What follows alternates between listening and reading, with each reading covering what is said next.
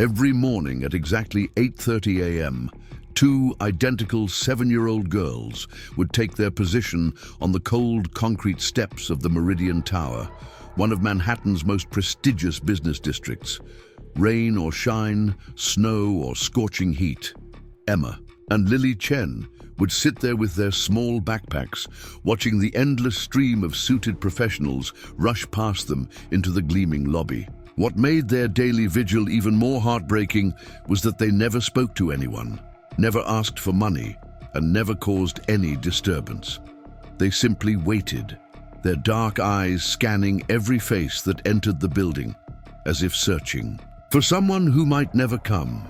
Before we jump back in, tell us where you're tuning in from, and if this story touches you, make sure you're subscribed, because tomorrow I've saved something extra special for you. The security team at Meridian Tower had been monitoring the girls for weeks through their sophisticated camera system, and what they captured would soon unravel a story so profound that it would change the life of the building's most powerful tenant forever. This isn't just a story about wealth and poverty, or even about loss and hope. This is about the invisible threads that connect us all, and how sometimes the most important discoveries happen when we're not even looking for them. Marcus Chen had built his empire from absolutely nothing.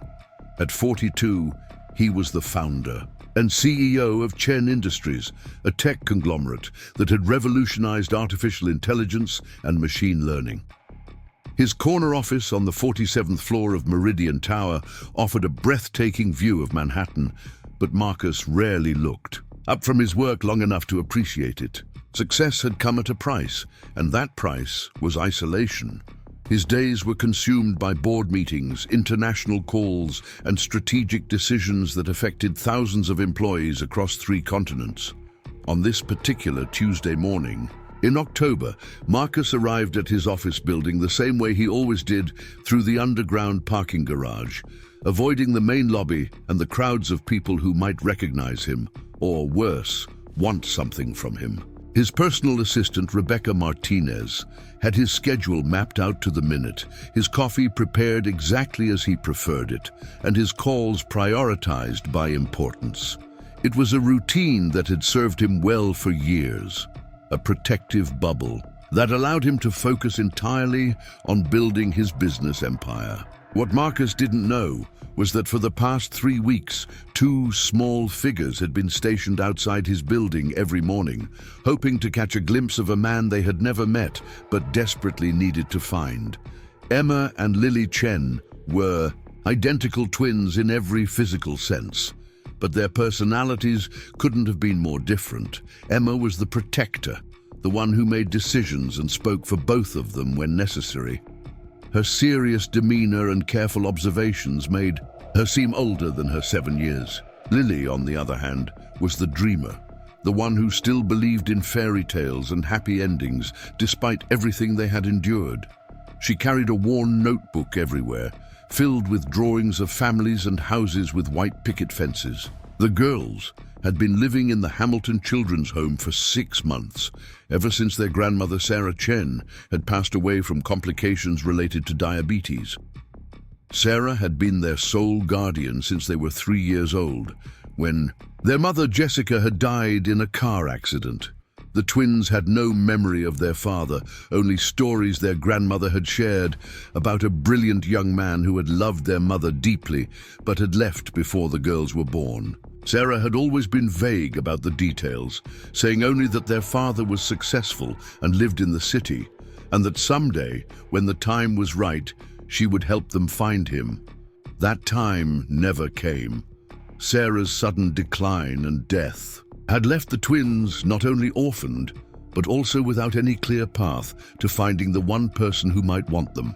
The only clue they possessed was a business card tucked away in their grandmother's jewelry box, yellowed with age and worn from handling. The card read, Marcus Chen, CEO, Chen Industries, with an address that led them to Meridian Tower. The director of Hamilton Children's Home, Mrs. Patricia Williams, was a kind woman who genuinely cared about the children in her facility, but she was also overwhelmed and understaffed. When the twins had asked about finding their father, she had gently explained that without proper documentation or proof of paternity, there was nothing she could legally do. The courts required evidence, and a business card was hardly sufficient. Proof of a family relationship.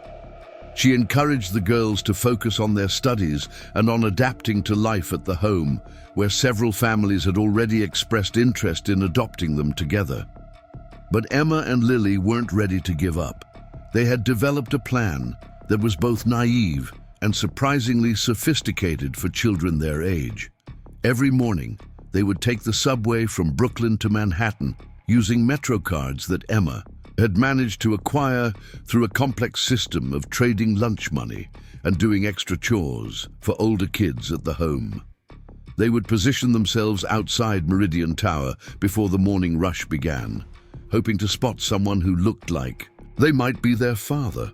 The problem was that they had no idea what Marcus Chen looked like. Their grandmother had never shown them photographs, and their internet searches at the public library had yielded only professional headshots from business publications that were too formal and distant to be helpful.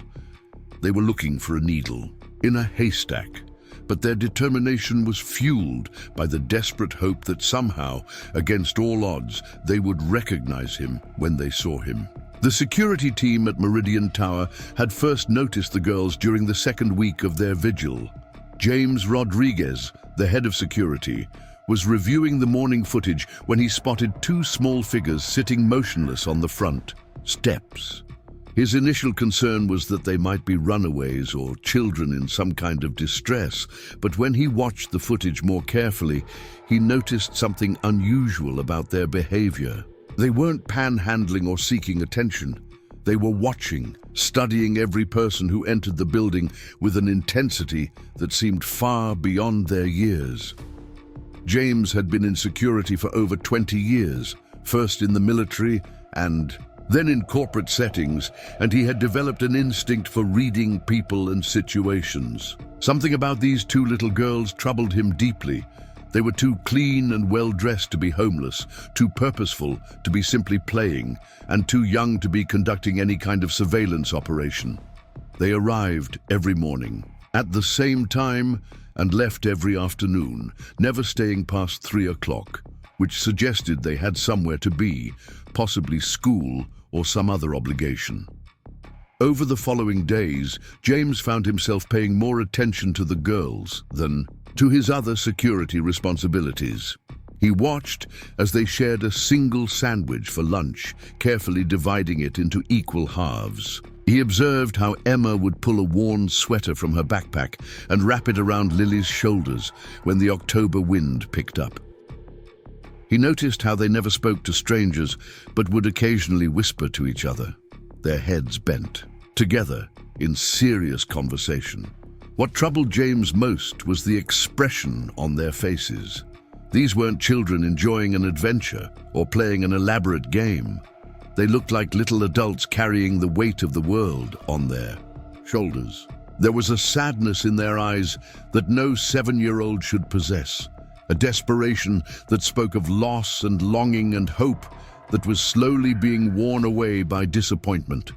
On the Thursday of their third week, James made a decision that would change everything. Instead of simply monitoring the girls from his security station, he decided to approach them directly. He waited until the morning rush had died down, then walked outside to where they sat on the concrete steps.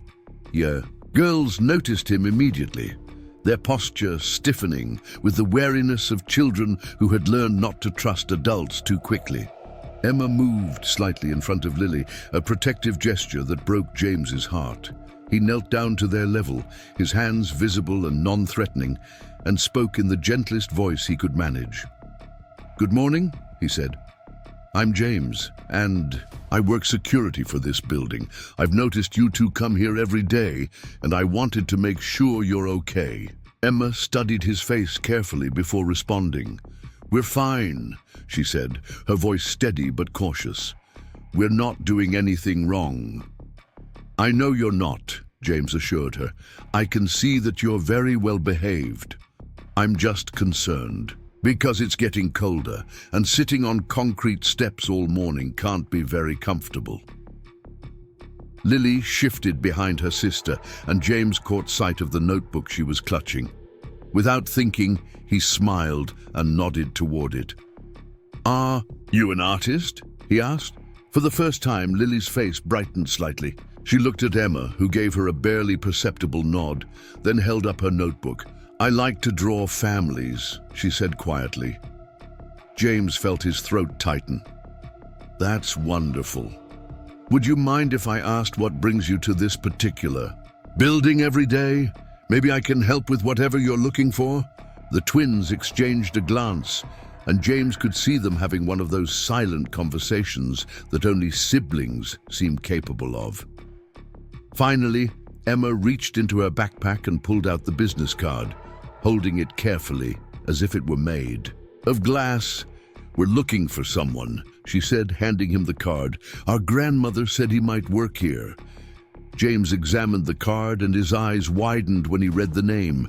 Marcus Chen wasn't just any tenant in the building. He was one of the most high-profile business leaders in the city, a man whose company occupied 3 full floors of Meridian Tower.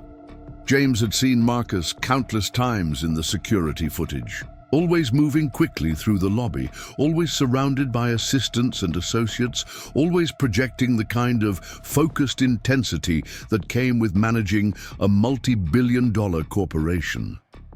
This is Mr. Chen," James said carefully. "He's a very important businessman who works in this building. Can you tell me why you're looking for him?" Emma's composure faltered for just a moment, and James saw the scared little girl beneath the brave facade. We think he might be our father," she whispered. The words hit James like a physical blow. He looked at the two identical faces staring up at him with such hope and vulnerability, and suddenly everything made sense. The daily vigil, the careful watching, the desperate patience of 2 children who had nowhere else to turn. They weren't just looking for Marcus Chen, the businessman. They were looking for Marcus Chen, the man who might be their only family in the world. James had daughters of his own, and the thought of them sitting alone on cold concrete steps, hoping to find a parent who didn't even know they existed was almost unbearable. He made a decision that went against every protocol in his security manual, but felt absolutely right in his heart.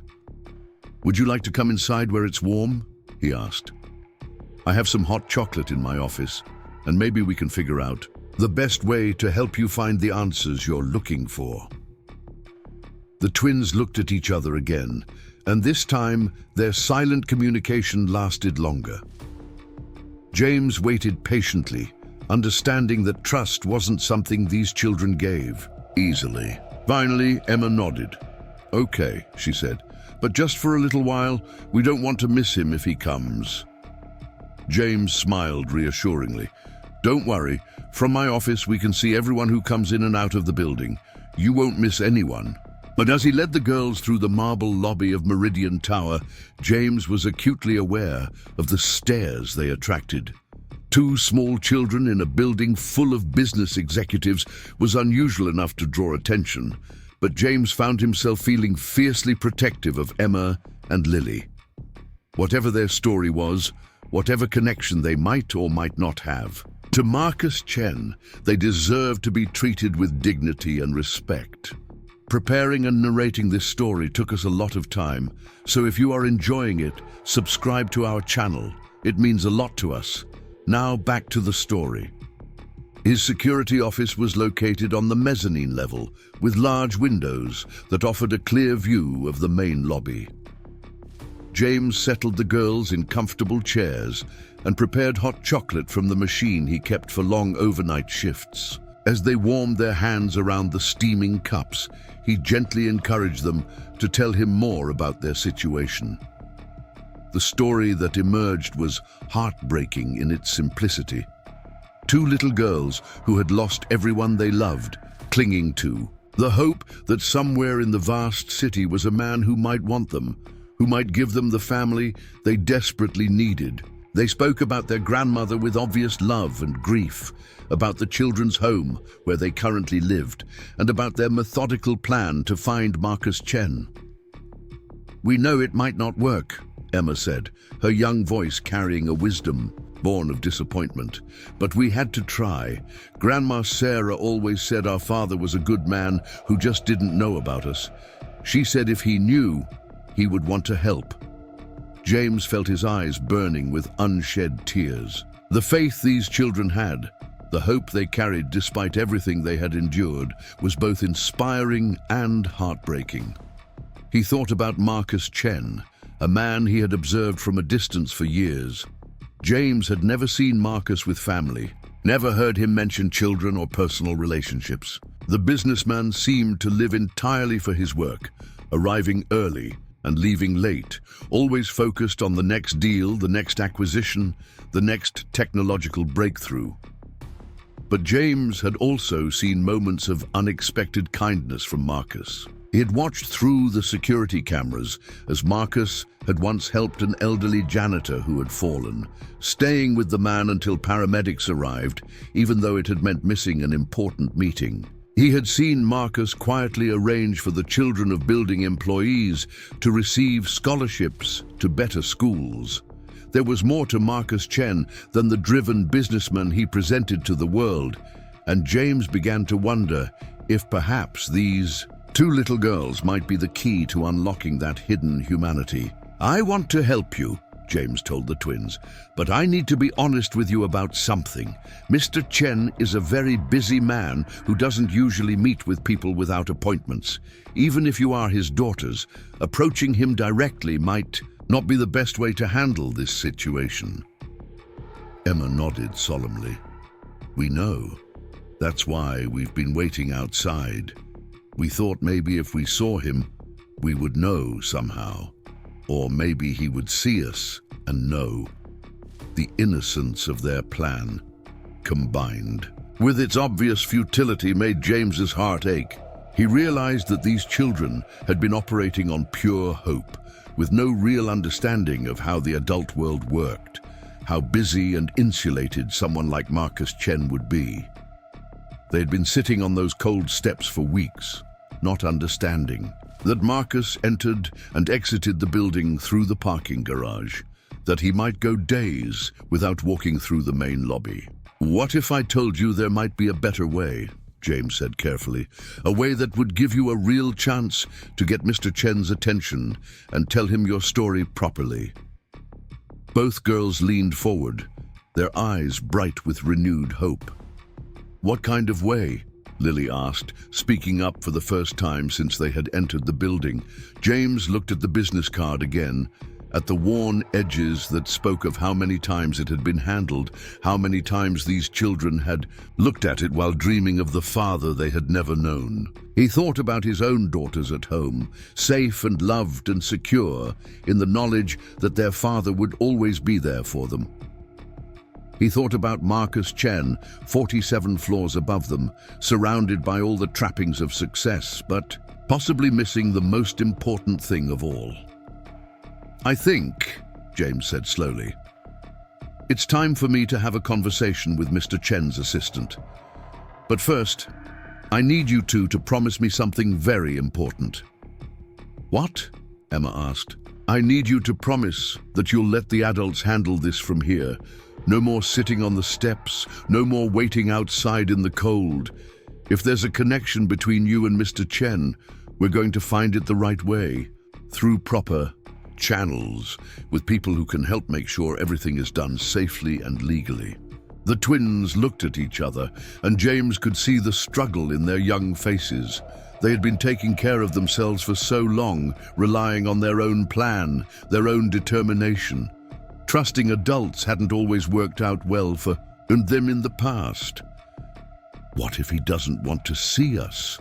Emma asked, voicing the fear that had probably kept her awake at night for weeks. James knelt down in front of their chairs, meeting their eyes directly. "Then at least you'll know for sure," he said gently. and you'll know that you tried everything possible. But Emma, Lily, I want you to understand something very important. Whether or not Mr. Chen turns out to be your father, whether or not he can help you, you two are extraordinary little girls. You've shown courage and determination and love for each other that most adults never manage to achieve. Whatever happens next, you should be proud of yourselves. For the first time since he had met them, James saw both girls smile, real smiles, not the careful, guarded expressions they had been wearing like armor. In that moment, he made a silent vow to himself and to them. Whatever it took, however difficult it might be to navigate the complex world of corporate hierarchies and legal requirements, he was going to help these two little girls find the answers they needed. The late morning sun was streaming through the windows of Marcus Chen's office when his assistant Rebecca knocked on his door. Marcus barely looked up from the financial reports he was reviewing, waving her in with a distracted gesture. "What? Is it Rebecca? I thought I was clear about not being disturbed until the video conference with Tokyo." Rebecca stepped into the office, holding a tablet and wearing an expression that Marcus had never seen before. In the 5 years she had worked for him, Rebecca had always been unflappably professional, handling everything from hostile takeover attempts to media scandals with calm efficiency. But now she looked genuinely unsettled, as if she had encountered something that had shaken her usually steady composure. "Sir, I've just received a very unusual call from building security," she said.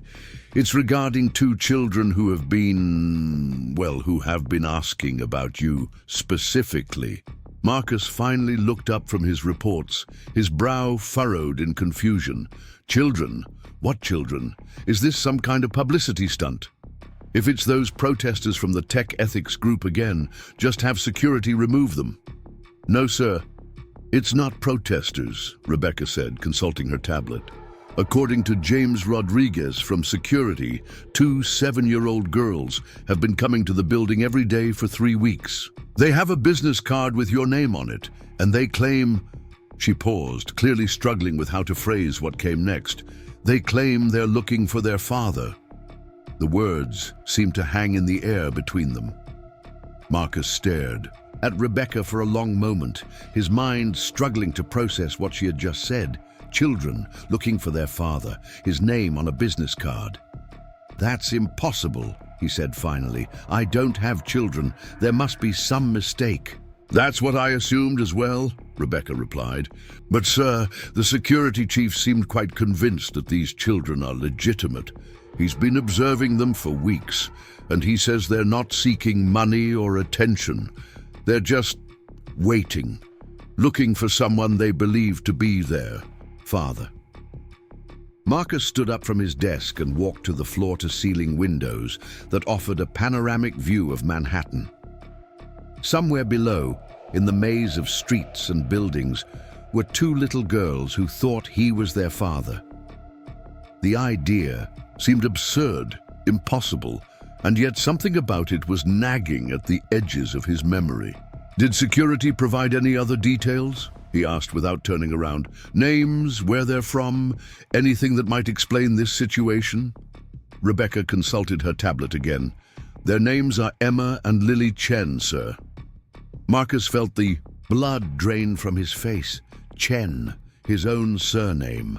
The coincidence was too striking to ignore, but it also deepened the mystery. If these children shared his name, then the connection was more complex than a simple case of mistaken identity. "Sir?" Rebecca's voice seemed to come from very far away. "Are you all right?" Marcus turned back to face her, his mind racing through possibilities and memories, trying to find some explanation for what was happening. "Rebecca, I need you to cancel my afternoon appointments, all of them." "Sir, you have the board presentation at 2, and the investors from Singapore are flying in specifically to meet with you at 4. "Cancel them," Marcus repeated, his voice carrying a tone of finality that Rebecca had rarely heard. And ask Mr. Rodriguez to bring these children up to my office. I want to speak with them." Rebecca's eyes widened. "Sir, are you sure? I mean, if there's any possibility that they might be." "I don't know what they might be," Marcus interrupted, "but I know that I won't be able to focus on anything else until I find out. 2 little girls have been sitting outside this building for 3 weeks, believing I'm their father.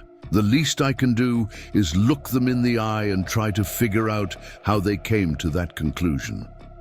As Rebecca left to make the necessary calls, Marcus remained standing at the window, his reflection ghost-like against the glass. The successful businessman, the tech mogul, the man who controlled billions of dollars and influenced markets across the globe, suddenly felt very small and very uncertain. Somewhere in his past, there was a story he had forgotten or chosen not to remember, and that story was about to walk through his office door in the form of 2 7-year-old girls.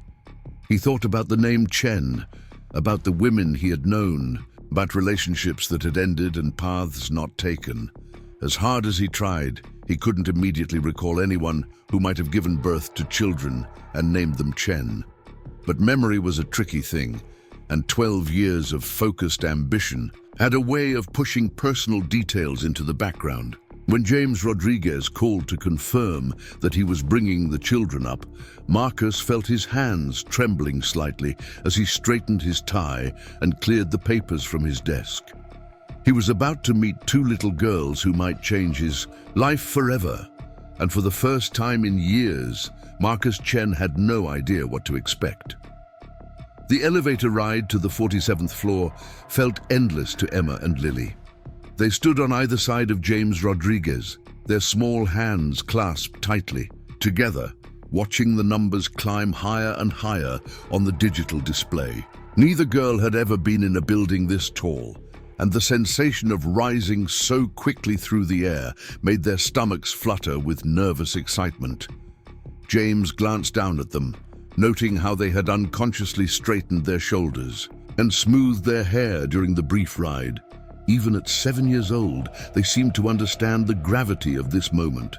Emma clutched their grandmother's business card so tightly that her knuckles had turned white, while Lily held her drawing notebook against her chest like a shield. When the elevator doors opened with a soft chime, they stepped into a world unlike anything the twins had ever experienced. The executive floor of Chen Industries was a study in modern elegance, with floor-to-ceiling windows offering breathtaking views of the city, contemporary artwork adorning the walls, and a reception area that looked more like a high-end hotel lobby than an office space. Rebecca Martinez rose from behind her desk as they approached, her professional smile wavering slightly as she took in the sight of the 2 small visitors. She had been Marcus Chen's assistant for 5 years, handling everything from corporate espionage attempts to celebrity endorsement deals, but nothing had prepared her for this moment. The children were clearly nervous but trying their best to appear brave, and something about their determination reminded her of her own daughters at that age. "Mr. Chen is waiting for you in his office," Rebecca said gently, her usual formal tone softened by genuine concern. "Can I get you anything? Water, juice, maybe some cookies from the break room?" Emma shook her head politely. "No, thank you, Mom. We don't want to be any trouble."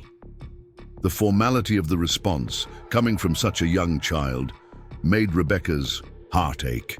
These were children who had learned to be careful around adults, to not ask for too much, to make themselves as small and unobtrusive as possible. She made a mental note to check the break room for snacks anyway, just in case the meeting went long. James knocked softly on Marcus's office door, then opened it to reveal a space that seemed to dwarf everything else the twins had seen. Marcus Chen stood behind his massive mahogany desk, silhouetted against the panoramic windows that stretched across the entire wall. For a moment, nobody moved or spoke, as if all 4 people in the room were frozen by the magnitude of what was. happening. Marcus had spent the 20 minutes since Rebecca's call trying to prepare himself for this meeting, but no amount of mental preparation could have readied him for the reality of seeing Emma and Lily in person. They were beautiful children, with glossy black hair cut in identical bob styles and dark eyes that seemed far too old for their young faces. They wore simple clothes that were clean but clearly well worn, and they stood close together in a way that spoke of a bond forged by shared hardship.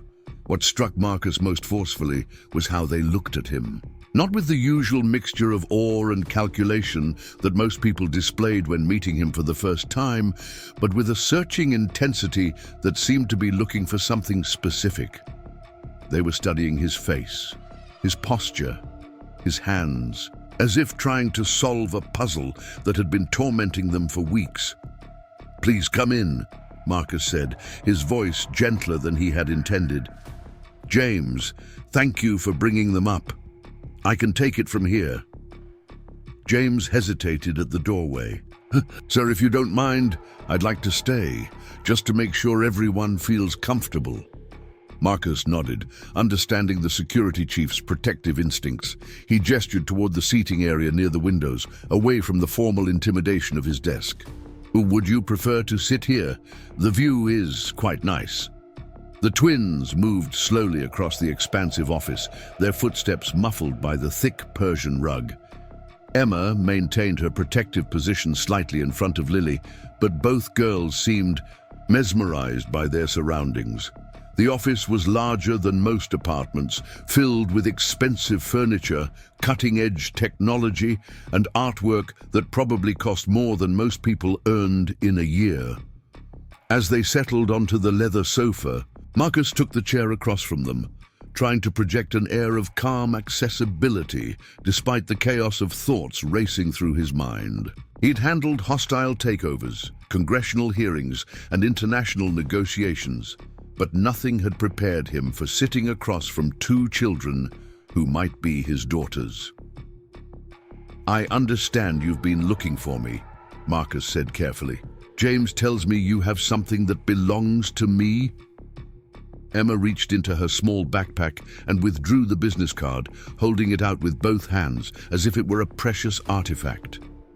Marcus took it gently, recognizing immediately that it was one of his older designs from nearly a decade ago. The card stock was slightly different from what his company used now, and the logo was an earlier version that had been updated several years back. "Where did you get this?"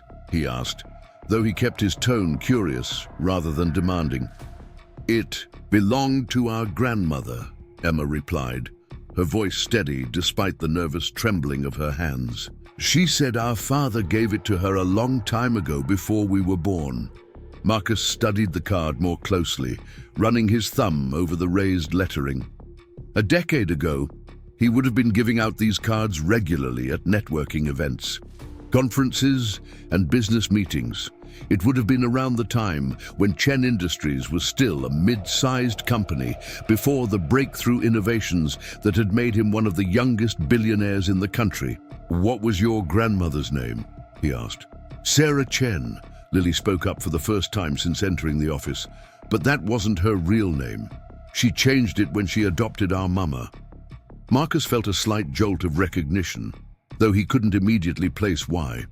The name Sarah Chen meant nothing to him, but something about Lily's clarification suggested a more complex family history than he had initially assumed. "Tell me about your mother," Marcus said gently. "What was her name before your grandmother adopted her?"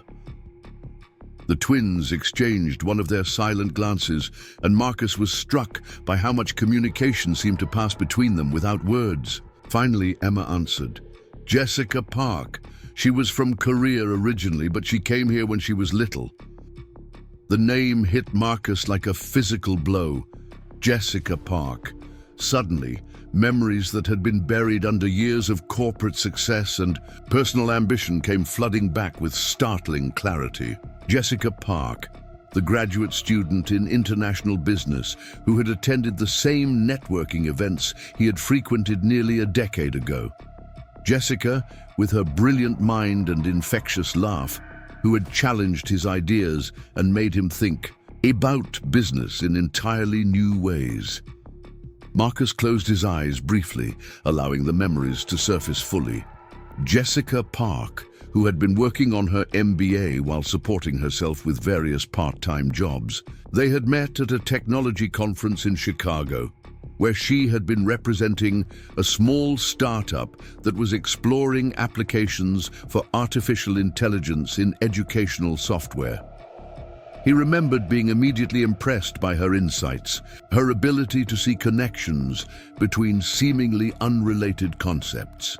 They had started dating casually, meeting for coffee between their respective work obligations, attending industry events together, sharing long conversations about technology, business, and the future they both wanted to build. Jessica had been different from the other women Marcus typically dated. She wasn't impressed by his growing wealth or his corporate connections. Instead, she seemed genuinely interested in his ideas, his vision for how technology could change the world. The relationship had lasted several months, growing deeper and more meaningful than Marcus had expected. For the first time in his adult life, he had begun to consider the possibility of a future that included something more than just professional success. Jessica had made him think about family, about building a life that encompassed more than boardrooms and profit margins. But then had come the opportunity that changed everything.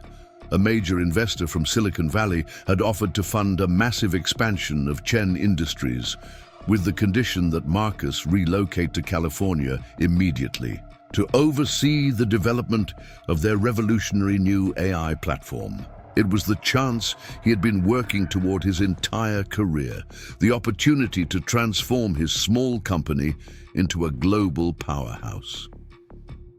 The decision had been agonizing.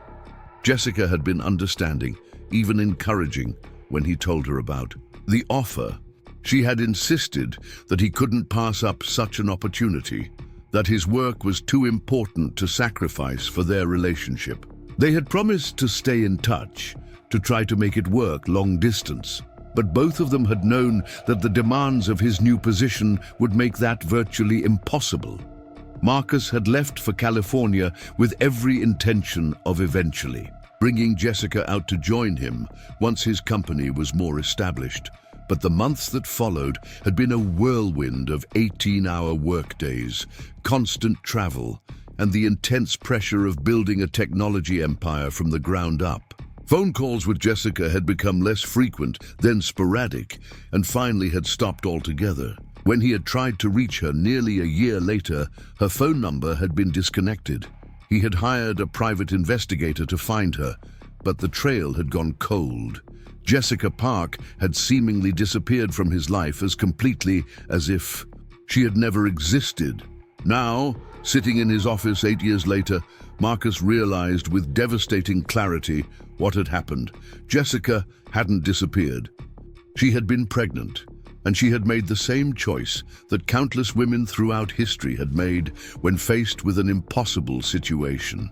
Rather than burden him with news that might derail his career, rather than force him to choose between his ambitions and an unplanned family, she had simply stepped away from his life and raised their children alone.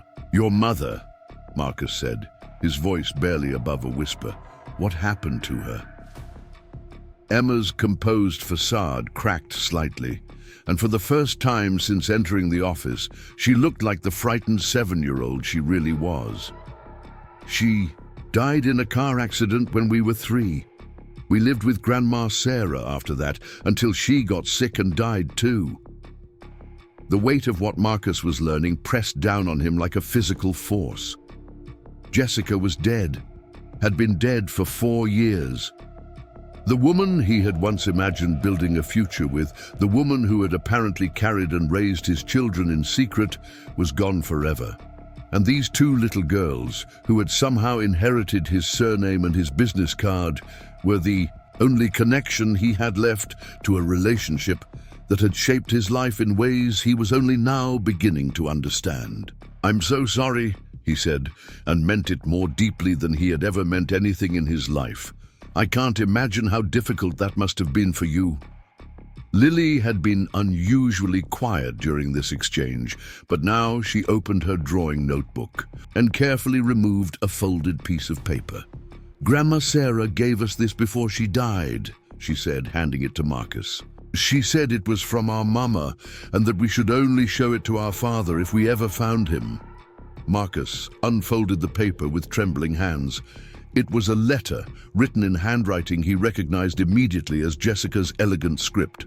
The paper was slightly yellowed with age, and some of the ink had faded, but the words were still clearly legible. "My dearest Marcus," the letter began, "if you are reading this, it means that our daughters have found you and that something has happened to me. I know this letter will come as a shock, and I know you will have questions about why I never told you about Emma and Lily. Please know that my decision was not made out of anger or spite, but out of love for you and for our children. When I discovered I was pregnant, you had just left for California to pursue the opportunity that would define your career. I watched the business news and saw how quickly your company was growing, how much your work was changing the world. I knew that telling you about the pregnancy would force you to make an impossible choice between your dreams and our family, and I couldn't bear the thought of being responsible for limiting your potential. I also knew that I was strong enough to raise our children alone with the help of my adoptive mother, Sarah. We gave the girls your surname because they deserve to know where they come from, who their father is, even if circumstances kept us apart. I kept your business card all these years, hoping that someday, when the time was right, I might find the courage to contact you. That time never came for me, but perhaps it has come for Emma and Lily. They are extraordinary children, Marcus. Emma has your determination and your analytical mind. Lily has your creativity and your ability to see beauty in unexpected places. They are the best parts of both of us, and they deserve to know their father if you are willing to know them. I don't expect anything from you. I don't want to disrupt your life or create obligations you never chose. But if you have room in your heart for two little girls who have already faced more loss than any child should have to endure, then perhaps this letter will be the beginning of something beautiful for all of you. All my love, always, Jessica. Marcus read the letter twice, then a third time, as the full magnitude of what had happened settled over him. Jessica had known him well enough to predict exactly how he would have reacted to news of an unplanned pregnancy 8 years ago. She had been right that he would have felt torn between his career ambitions and his responsibility as a father. But she had been wrong about one crucial thing. He would have chosen them. He would have found a way to make it work, to build his company while also building a family. But Jessica had made that choice for him, and now she was gone, leaving behind 2 children who had inherited her strength and his stubborn determination. Children who had spent 3 weeks sitting on cold concrete steps, hoping to find a father who didn't even know they existed. "Your mother was a remarkable woman," Marcus said finally, carefully folding the letter and handing it back to Emma. "She was one of the most intelligent, kind, and thoughtful people I've ever known." "Do you remember her?" Lily asked, her voice hopeful. "I remember her very well," Marcus assured her. We cared about each other very much. If I had known about you two, if I had known what had happened to her, I would have found you years ago." Emma studied his face with the same intensity she had shown since entering the office. "So you really are our father?"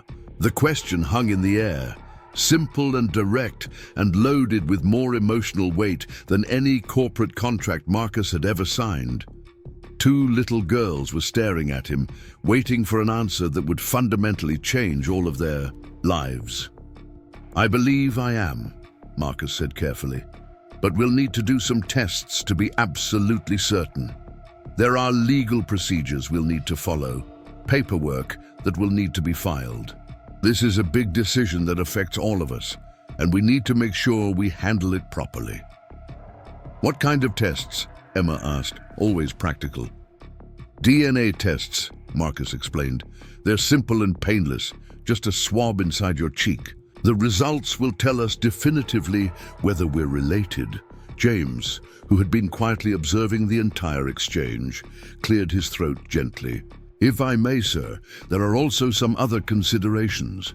The girls are currently living at Hamilton Children's Home in Brooklyn. There will be social services protocols to follow, legal guardianship issues to address." Marcus nodded, his business trained, mind already beginning to work through the complexities of the situation. But beneath the practical considerations, he was wrestling with an emotional reality that was far more challenging than any corporate merger he had ever orchestrated. These weren't just two children who needed his help. If the DNA tests confirmed what Jessica's letter had already told him, they were his daughters, his family, the children he had never known he wanted until this moment. "Are you going to send us back to the home?" Lily asked quietly, and the resignation in her voice suggested that she had already prepared herself for disappointment. "No," Marcus said, the certainty in his own voice surprising him. "Whatever happens with the tests, whatever legal procedures we need to follow, I'm not going to abandon you. We're going to figure this out together." For the first time since they had entered his office, both girls smiled real smiles, not the careful, guarded expressions they had been wearing like armor, but genuine joy that transformed their faces completely. In that moment, Marcus saw Jessica in their expressions, and he felt a grief for the woman he had lost and a fierce protectiveness for the children she had left behind. The rest of the afternoon passed in a blur of phone calls and arrangements. Marcus contacted his personal attorney, who immediately began researching the legal requirements for establishing paternity and potentially pursuing guardianship. Rebecca cleared his schedule for the remainder of the week, rescheduling meetings and conference calls that had seemed critically important just hours earlier. The DNA tests were arranged for the following morning at a private medical facility that Marcus's company used for executive health screenings. The results would be available within 48 hours, but Marcus already knew what they would show. Jessica's letter, combined with the girl's physical resemblance to his own childhood photographs, had already convinced him of the truth. Mrs. Patricia Williams from Hamilton Children's Home was surprisingly understanding when Marcus called to explain the situation. She had been wondering about the twins' regular absences from the facility, and the news that they had been searching for their father explained everything. She agreed to allow Emma and Lily to spend the following day with Marcus, supervised by a social worker, while the initial paperwork was being processed. As the late afternoon sun slanted through the office windows, Marcus found himself sitting on the floor of his executive suite, watching Lily draw pictures of families, while Emma read from a book she had discovered in his personal library. The sight of children in his pristine office should have felt jarring, disruptive to the carefully ordered world he had created. Instead, it felt like the missing piece of a puzzle he hadn't realized was incomplete. "Are you rich?" Emma asked, suddenly looking up from her book. Marcus almost laughed at the directness of the question. "Yes, I suppose I am." "Good," Emma said with satisfaction. "Lily needs art lessons, and the good ones are expensive." The casual assumption that he would naturally want to provide for their needs, that his resources would now be shared with them, moved Marcus more than any declaration of love could have. These children weren't looking for a benefactor or a fairy godfather. They were looking for a father, someone who would want to invest in their dreams and help them build the future they deserved. As the day wound down and it came time for the girls to return to the children's home, Marcus felt an unexpected reluctance to let them leave. In the span of a single afternoon, his entire world had been turned upside down, and he was already beginning to imagine a future that looked completely different from the one he had planned. "Can we come back tomorrow?" Lily asked as James prepared to escort them back down to the lobby. Yes, Marcus said without hesitation. Tomorrow we'll get the medical tests done, and then maybe we can do something fun. What do you like to do for fun?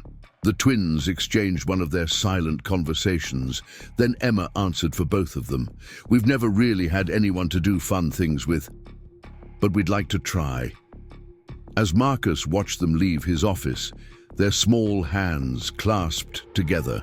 As they walked toward the elevator, he realized that his life had just taken a turn that no amount of strategic planning could have prepared him for.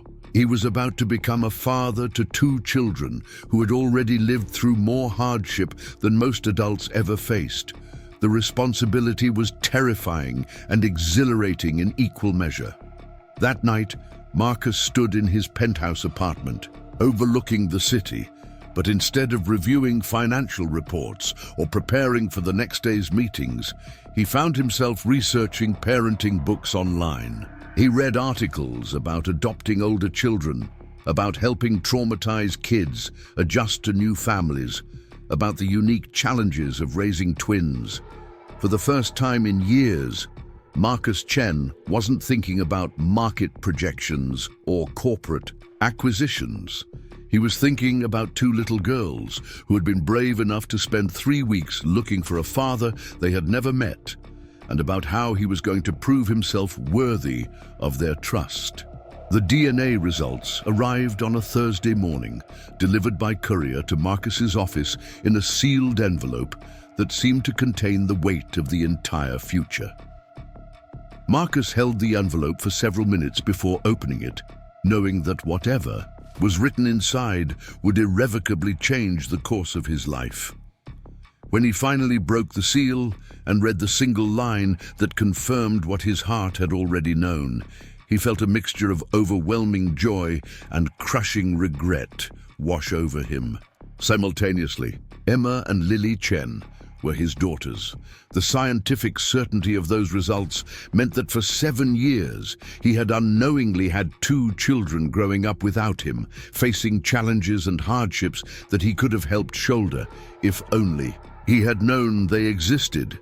But it also meant that from this moment forward, he had the opportunity to be the father they deserved, to build the family that Jessica had wanted them to have. The legal proceedings that followed were complex, but surprisingly swift, thanks to Marcus's team of attorneys and the fact that there were no competing custody claims.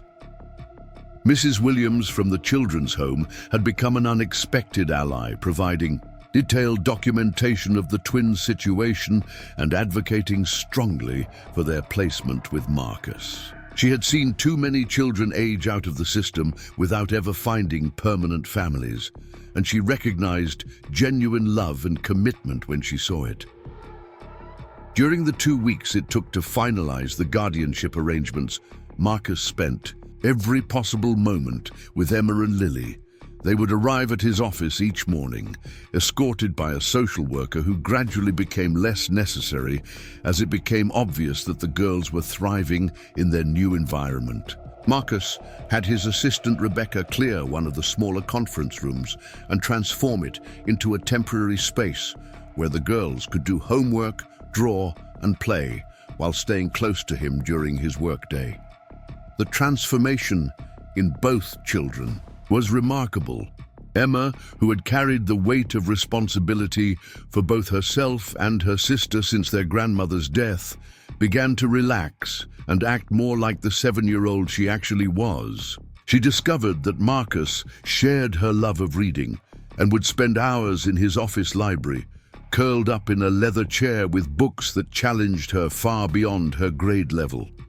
She also revealed a sharp business mind, asking penetrating questions about his company and offering suggestions that were surprisingly insightful. Lily flourished in the creative freedom that Marcus's resources provided.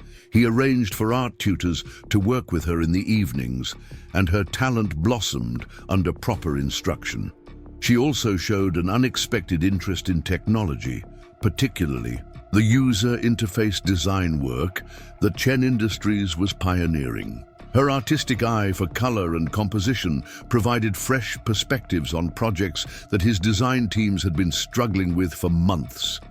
But it was the small, everyday moments that truly revealed how desperately these children had needed.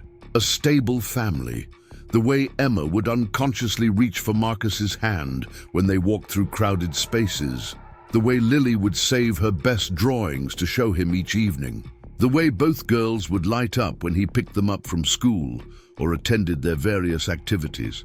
Marcus found himself changing in ways he hadn't expected. The ruthless focus that had driven his professional success gave way to a more balanced approach that prioritized family time. He began leaving the office at reasonable hours, something his employees found so unprecedented that rumors circulated about a possible hostile takeover or health crisis. Board meetings were rescheduled around parent-teacher conferences, and international calls were moved to accommodate bedtime stories. The girls' integration into his life wasn't without challenges. There were nightmares about their grandmother's death, moments of grief for their mother, and occasional testing of boundaries as they adjusted to having an adult who was both loving and consistent. Marcus found himself learning patience he never knew he possessed, and discovering reservoirs of tenderness that years of corporate warfare had buried.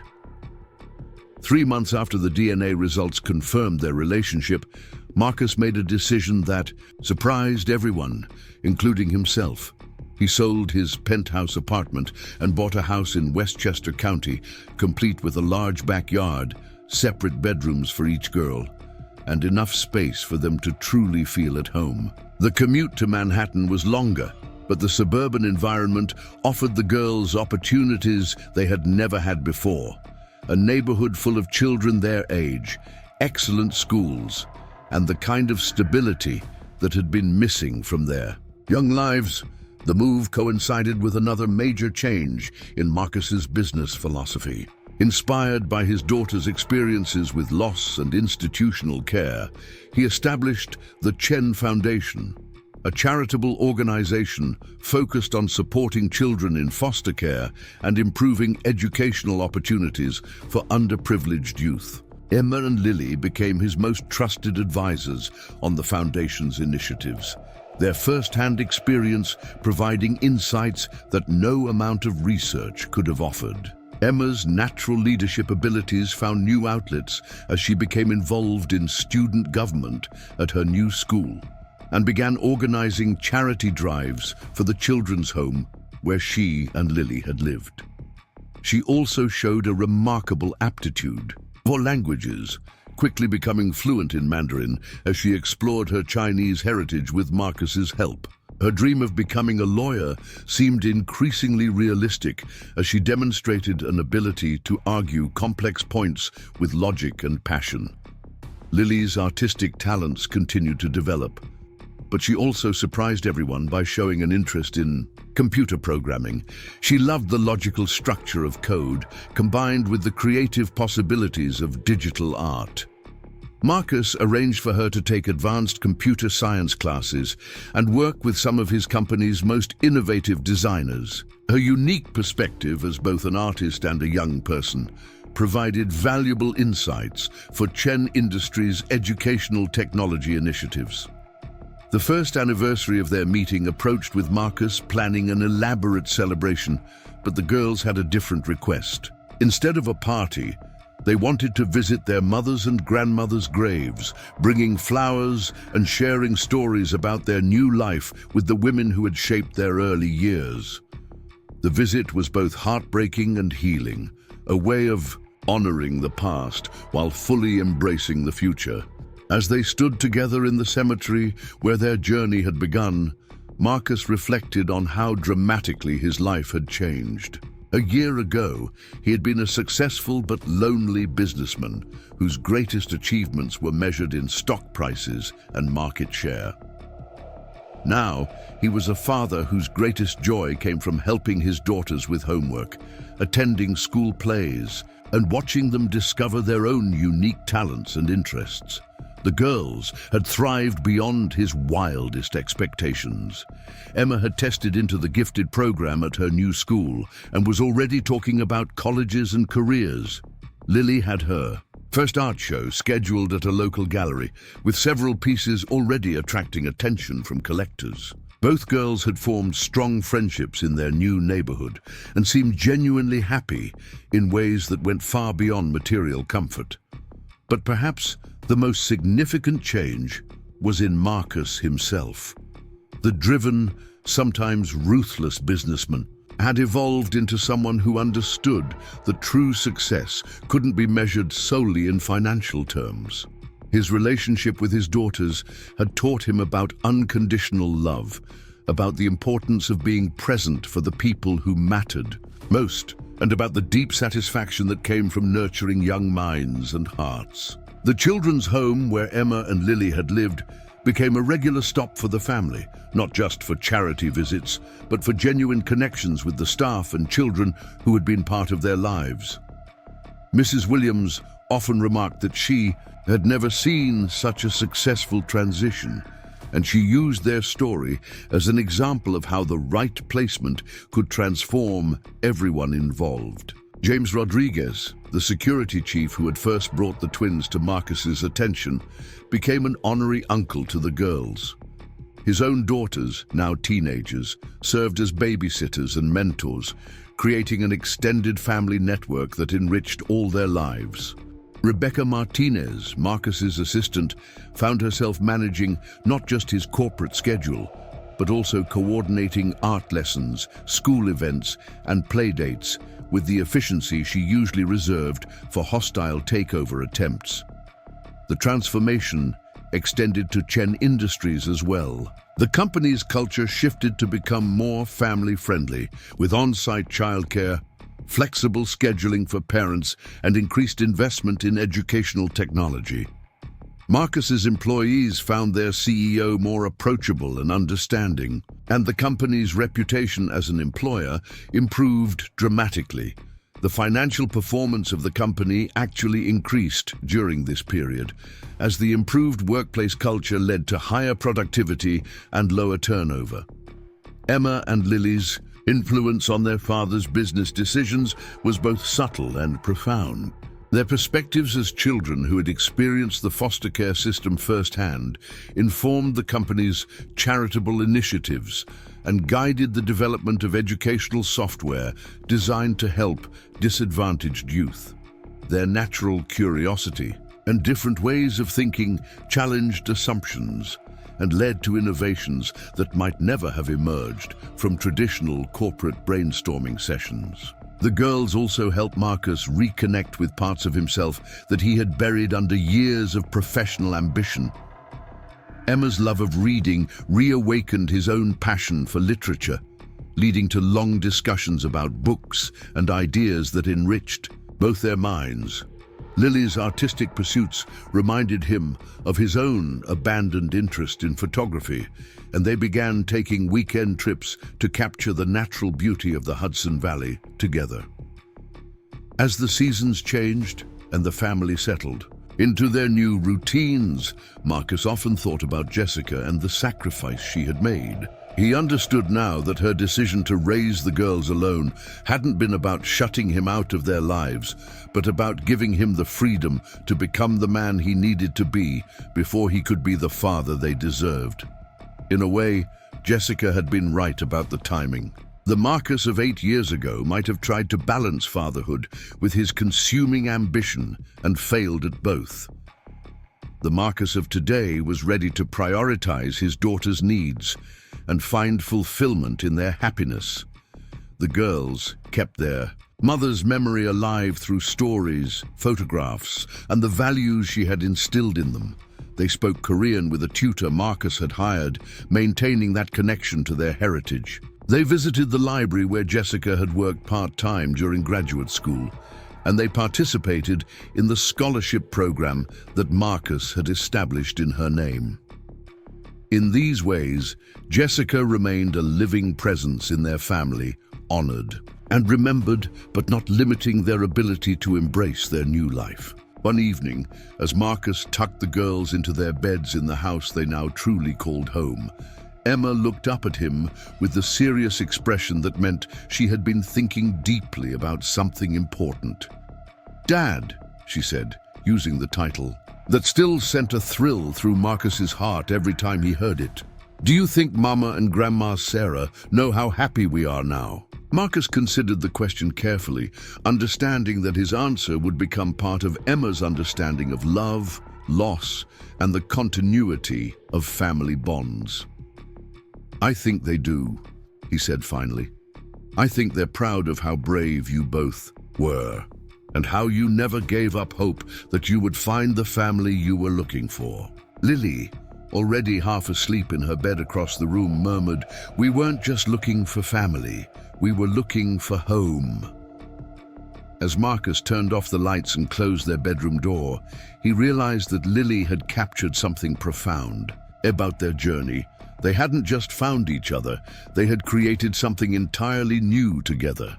A home built on love, understanding, and the kind of trust that could only come from choosing each other completely. The businessman, who had once measured success in stock options and profit margins, now understood that his greatest achievement would always be the two little girls who had been brave enough to sit on cold concrete steps for 3 weeks, believing that somewhere in the vast city was a father who would want them.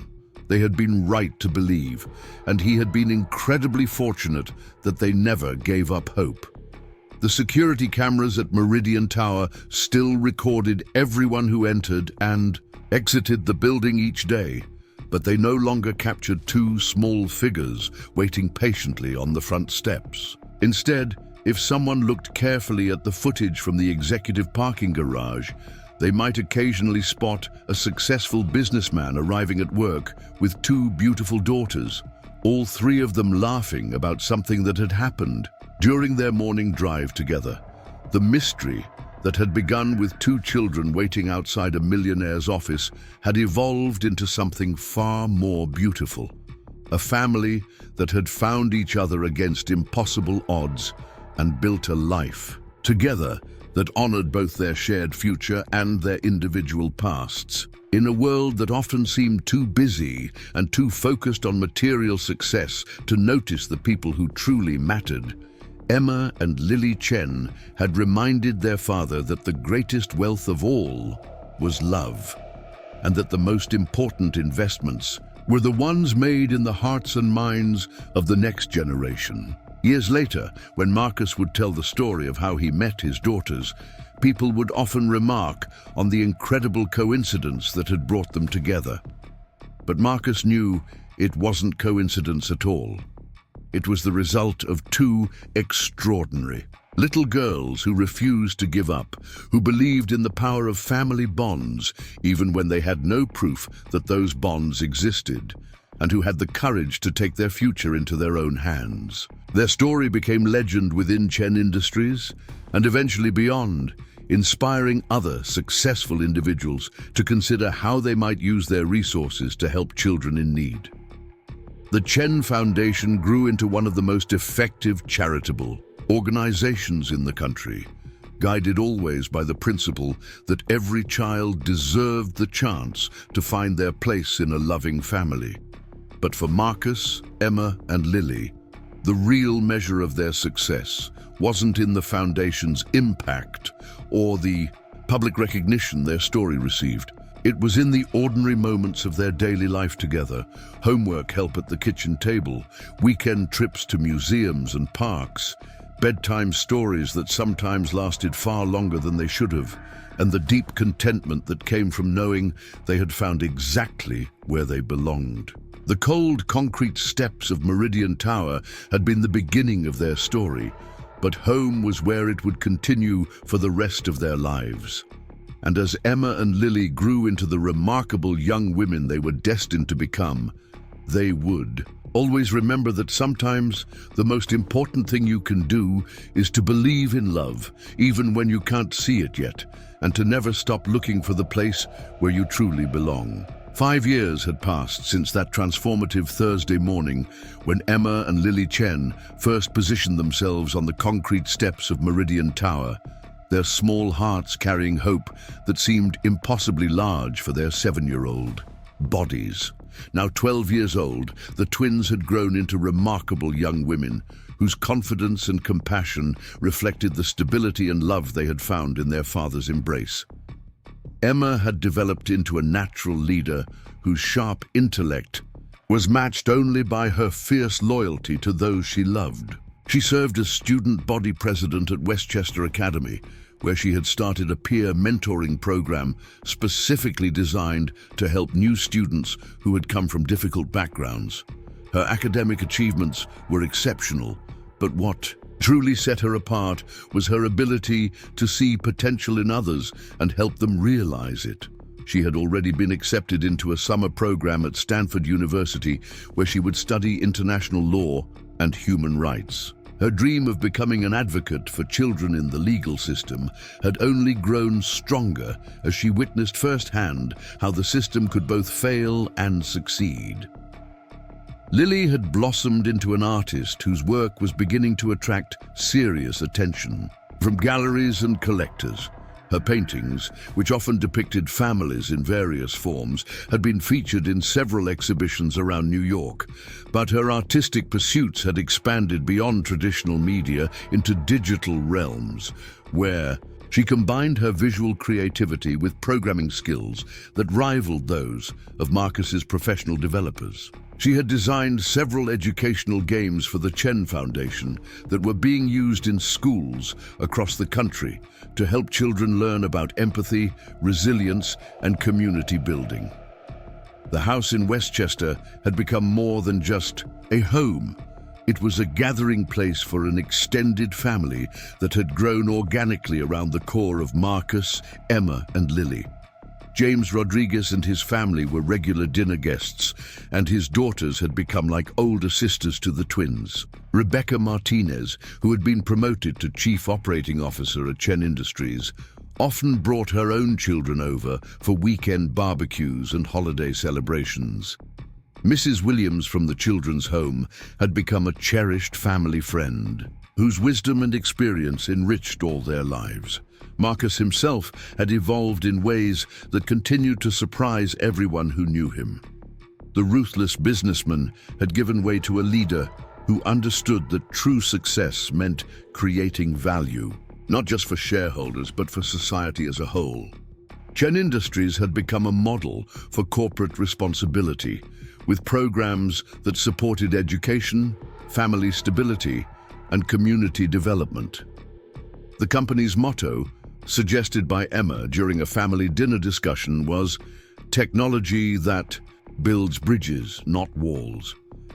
The Chen Foundation had grown exponentially, but it maintained the personal touch that Emma and Lily insisted upon. They visited every facility the foundation supported, met with the children who benefited from their programs, and ensured that no initiative moved forward without considering the real-world impact on young lives. The foundation's crown jewel was the Jessica Park Memorial Campus, a residential facility for older children aging out of foster care that provided not just housing, but education, job training, and emotional support. On quiet Sunday mornings, the family would often drive to the cemetery where Jessica and Sarah Chen were buried. These visits had evolved from occasions of grief to celebrations of memory and gratitude. Emma and Lily would update their mother and grandmother on their achievements, their challenges, and their dreams. Marcus would speak quietly about how Jessica's sacrifice had made everything possible and how he hoped he was proving worthy of the trust she had placed in him. The business card that had started their journey together was now framed in Marcus's office, not as a symbol of corporate success, but as a reminder of how the most important things in life often came disguised as impossible coincidences. Visitors to Chen Industries were often told the story of two little girls who had been brave enough to wait outside a building until they found their father, and how that patience and faith had transformed not just a family, but an entire company's Approach to doing business. Emma and Lily had maintained their close bond while developing their individual identities and interests. They still shared that special communication that twins often possess, but they had also learned to support each other's differences and celebrate each other's unique strengths. Emma's practical nature balanced Lily's artistic temperament, while Lily's creativity inspired Emma to think beyond traditional solutions to complex problems. The twins had also developed a relationship with their Korean heritage that honored their mother's background while embracing their American future. They were fluent in Korean, had traveled to Seoul with Marcus to visit their mother's extended family, and actively participated in cultural events in their community. They had learned to cook traditional Korean dishes alongside Marcus, who had thrown himself into understanding every aspect of his daughter's cultural inheritance. As they entered their teenage years, both girls showed signs of the ambition and drive that characterized their father, but tempered with the empathy and wisdom that came from their early experiences with loss and uncertainty. They understood poverty, displacement, and grief in ways that gave their achievements deeper meaning and their future goals greater purpose. The security cameras at Meridian Tower had been upgraded several times since that first day, when they captured two small figures waiting hopefully on the front steps. But James Rodriguez, now Director of Security for all Chen Industries properties, still kept a recording of that original footage. On difficult days, when corporate pressures mounted or foundation challenges seemed overwhelming, he would play the video for Marcus as a reminder of how dramatically life could change when you paid attention to the people who needed help the most. The children's home, where Emma and Lily had lived temporarily, had been completely renovated with funding from the Chen Foundation. But more importantly, it had adopted new practices based on the twins' insights about what children in care truly needed. The emphasis had shifted from simply providing basic necessities to actively helping children maintain hope and develop the skills they would need to advocate for themselves. Marcus often reflected on the profound irony that his greatest professional success had come after he stopped making work his primary focus. By prioritizing his daughter's needs and well-being, he had become a more effective leader, a more innovative thinker, and a more trusted partner in business relationships.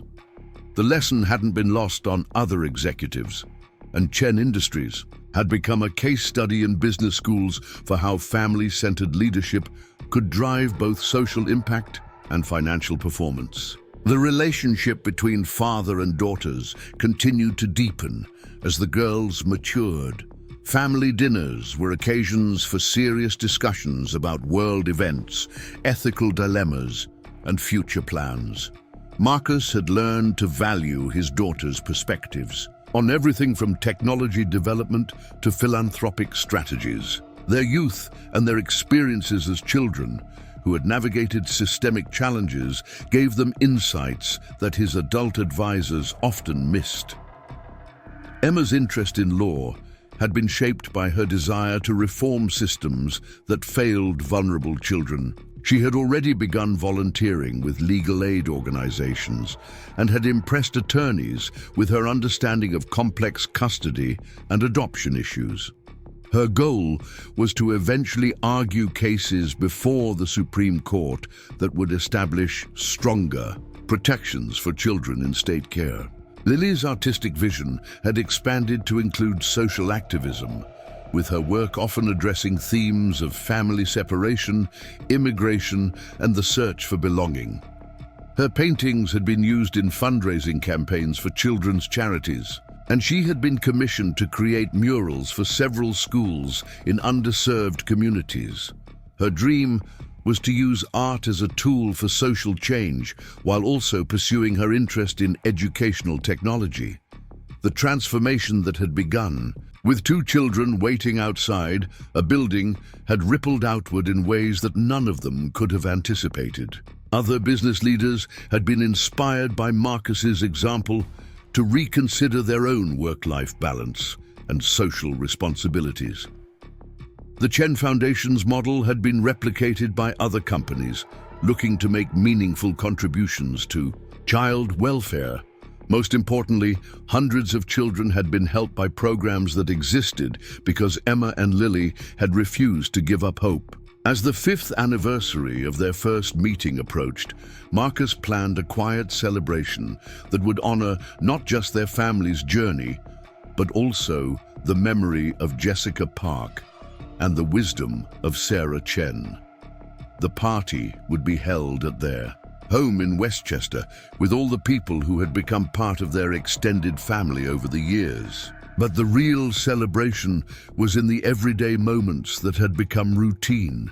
Emma helping Lily with math homework, while Lily helped Emma with art projects, Marcus attending school events and cheering loudly for both daughters, family game nights that stretched late into the evening, and the deep contentment that came from knowing they belonged to each other completely.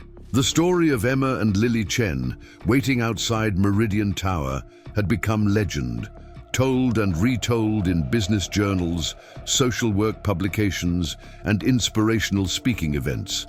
But for the 3 people who had lived it, the story wasn't about miraculous coincidences or heartwarming reunions. It was about the simple truth that families could be found in the most unexpected places, and that love was patient enough to wait on concrete steps for as long as it took. On quiet evenings, when homework was finished and the day's activities were winding down, Marcus would sometimes look at his daughters and marvel at how completely they had transformed his understanding of success, happiness, and purpose. They had taught him that the most important investments weren't measured in dollars or stock prices, but in the time and attention given to nurturing young hearts and minds. Emma and Lily had found more than just a father that day outside Meridian Tower. They had found their place in the world, their purpose, and their future. And Marcus had discovered that the greatest fortune he could ever accumulate was the privilege of being their father, of watching them grow into the remarkable women they were becoming, and of knowing that their love for each other would continue long after he was gone. The concrete steps where their journey began were now part of a small memorial garden that Chen Industries had created in the plaza outside Meridian Tower. A simple plaque read, "In honor of all children who wait with hope and all adults who choose to see them." It served as a reminder that extraordinary things could happen when people paid attention to those who needed help, and when love was allowed to triumph over circumstance. Their story continued to unfold each day, written in homework assignments and art projects, in family dinners and bedtime conversations, in the dreams they shared and the plans they made together. It was a story that proved the power of persistence, the importance of hope, and the transformative nature of unconditional love. Most of all, it was a testament to the truth that families aren't just born. They can also be built, one day at a time, by people who choose to love each other completely. Up next, you've got 2 more standout stories right on your screen. If this one hit the mark, you won't want to pass these up. Just click and check them out.